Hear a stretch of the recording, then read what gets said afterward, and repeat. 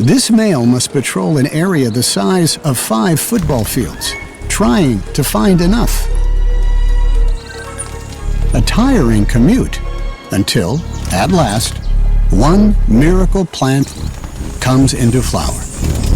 The heliconia gives a hungry hummingbird all the nectar he needs. The trouble is, it's the same for less welcome visitors.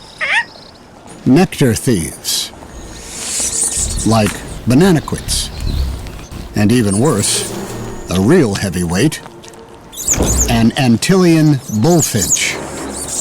To get to the nectar, this vandal rips out the heart of the flower. And a flower without nectar, luckily, will never attract him a mate. So he must fight off these feathered felons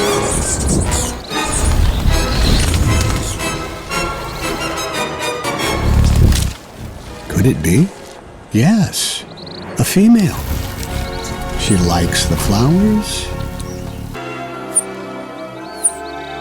Now he's got to shine.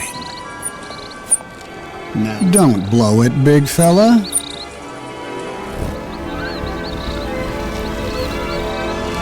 Success.